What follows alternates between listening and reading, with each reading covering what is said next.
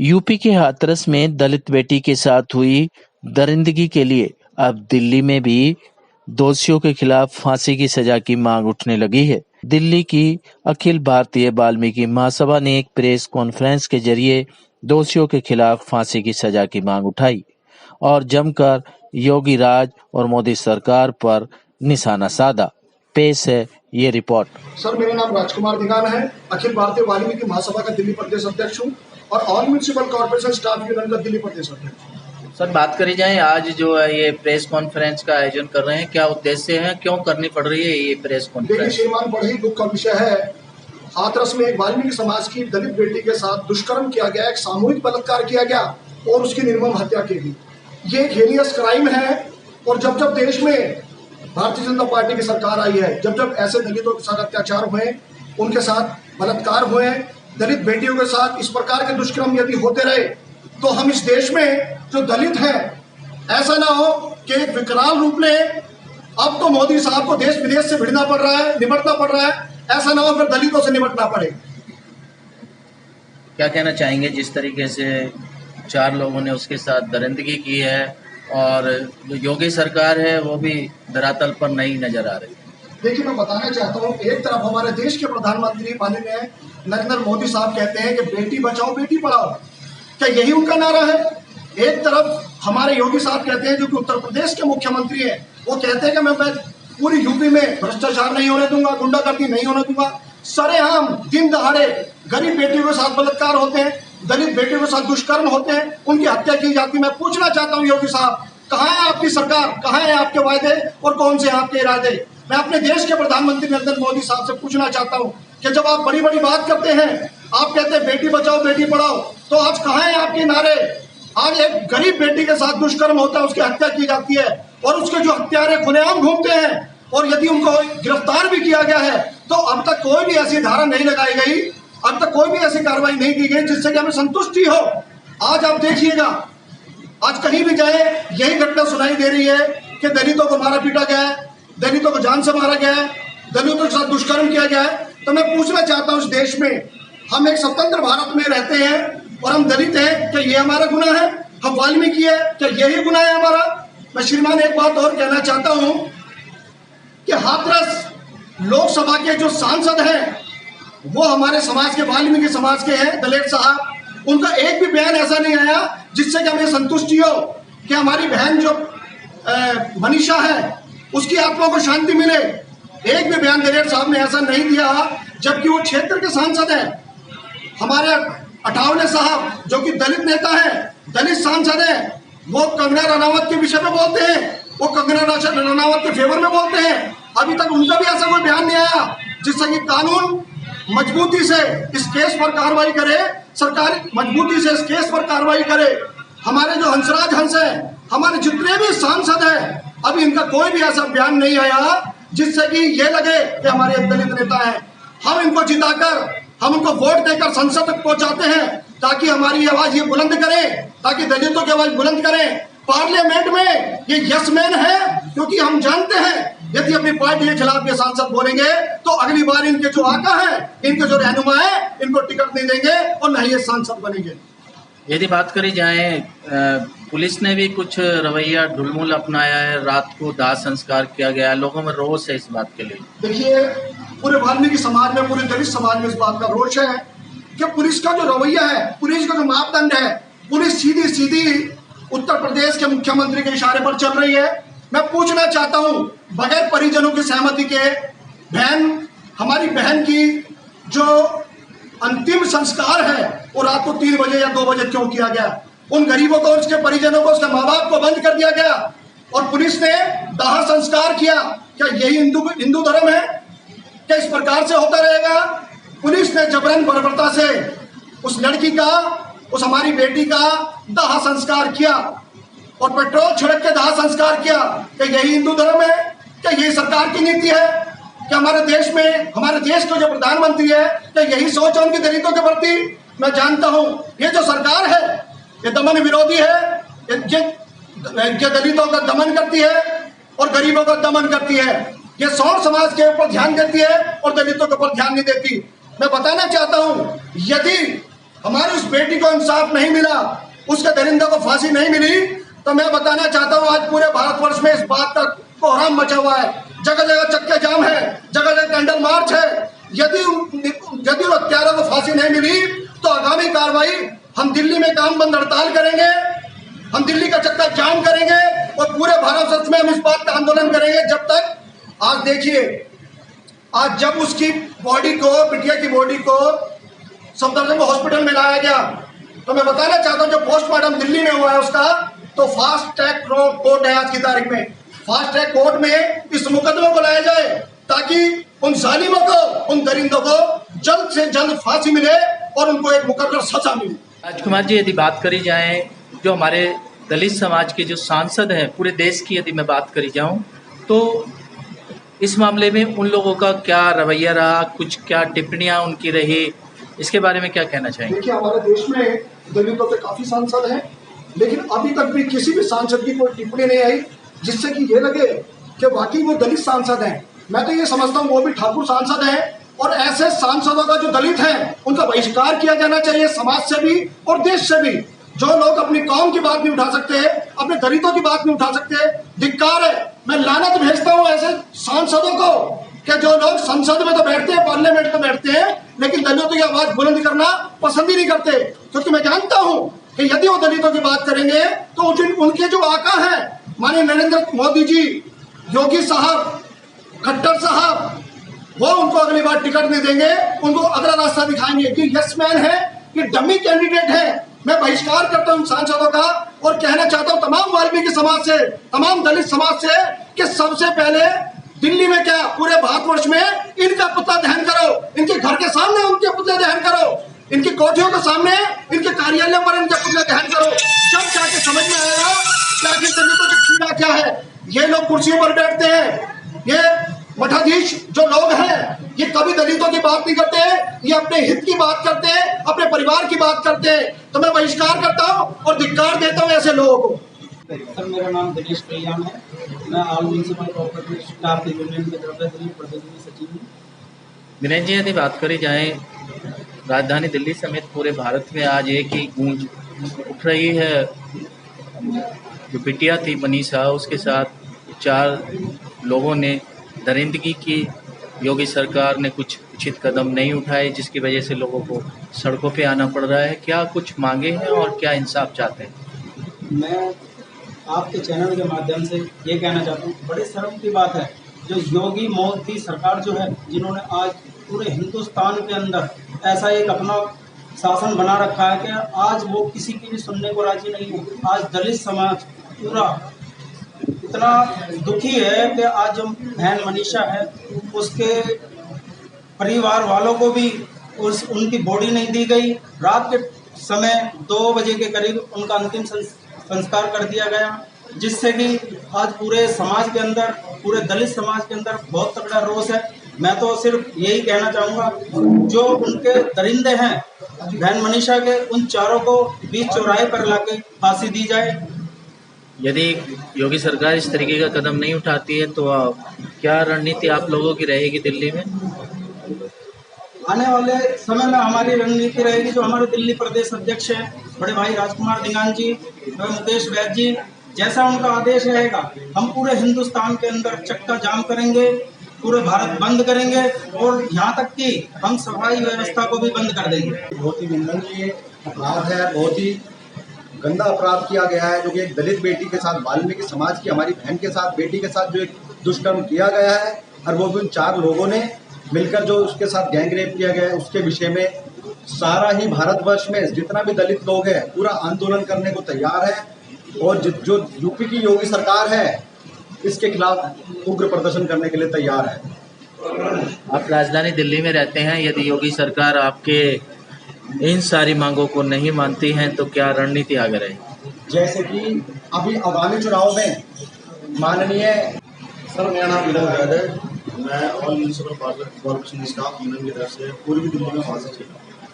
क्या कहना चाहेंगे सर बेटी के इंसाफ के लिए? बिल्कुल सर, मैं ये कहना चाहूँगा, सबसे पहले तो मैं सरकार में, बीजेपी सरकार के अंदर जितने भी दलित समाज के नेता मोर्चा संभाल कर बैठे हुए हैं, सबसे पहले तो मैं चाहूंगा कि वो सभी लोग बीजेपी सरकार को छोड़कर इस्तीफा देकर बाहर वोट पर आ जाए, क्योंकि अभी तक जब से ये घटना घटी है मैंने ऐसा नेता नहीं देखा दलितों का जो बीजेपी सरकार में हो और वो बाहर रोड पर आकर के उसने सरकार के खिलाफ कुछ बोला हो।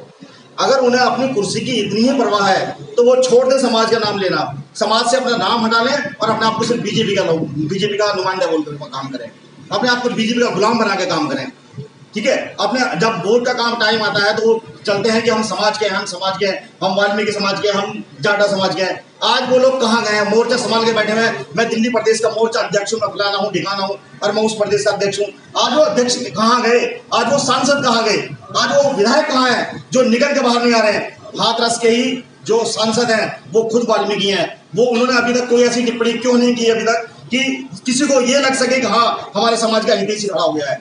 ऐसा क्यों हो रहा है? तो सबसे पहले तो मांग करना चाहूंगा कि दलितों के जितने भी वो नेता है जो बीजेपी में आज कायम है वो अपना इस्तीफा देकर रोड पर आ जाए, और अगर इस्तीफा देकर आज नहीं आए तो वो दिन दूर नहीं है जब समाज उनका बहिष्कार करेगा और पूरी तरह से बहिष्कार करेगा। क्या मांग उठाना चाहोगे? क्या मांग क्या है आपके? मांग हमारी सबसे पहली मांग तो यही है, देखिए सबसे पहले मैं कहूँगा एक छोटी सी टिप्पणी और कर दूं यहाँ पर।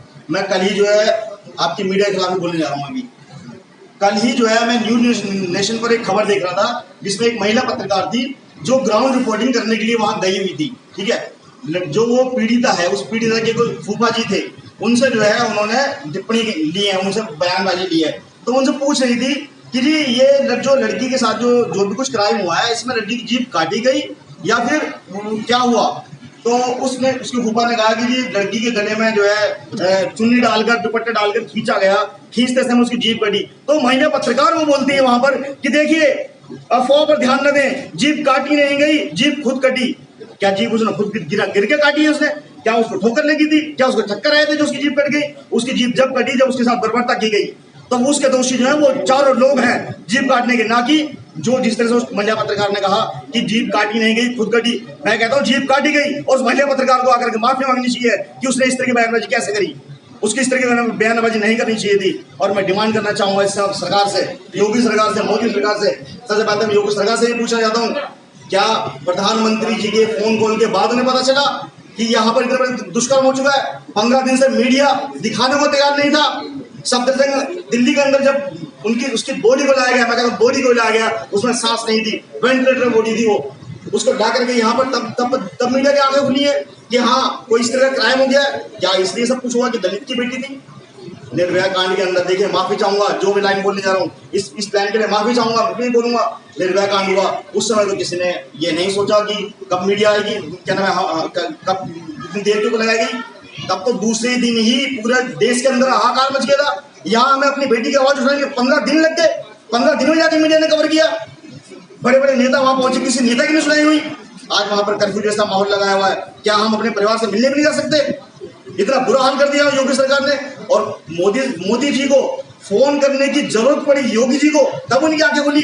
आंखें तो इसलिए बनती साहब कि क्राइम करने वाले भी ठाकुर, मुख्यमंत्री भी ठाकुर, डीआईजी भी ठाकुर, आईजी भी ठाकुर। जब पूरा प्रशासन ठाकुर होगा तो ठाकुर को बचाया नहीं जाएगा, क्या करा जाएगा? ये पूरी तरह से हम लोगों के खिलाफ कुठाराघात किया जा रहा है। हम लोगों के खिलाफ पूरी तरह सोची समझी साजिश के तहत हमें नेस्त नाबूद करने की साजिश की जा रही है। मगर मैं आपके चैनल के माध्यम से कह देना चाहता हूँ कि बीजेपी सरकार ध्यान रखे, आने वाला समय बहुत बुरा आने वाला है। हम वोट के नाम के अगर हमारे कॉलोनी के अंदर कोई बीजेपी का आदमी आ गया तो उसको जूते मार के भगाने वाले हम लोग। हम अपने घरों के सामने बीजेपी को टिकने नहीं देंगे और पूरी तरह से पूरे देश से बहिष्कार करेंगे इस बीजेपी का। तो मेरा नाम कैलाश गगड़ा है, ऑल म्यूनिसिपल स्टाफ यूनियन से सादरा साउथ जोन से अध्यक्ष हूँ।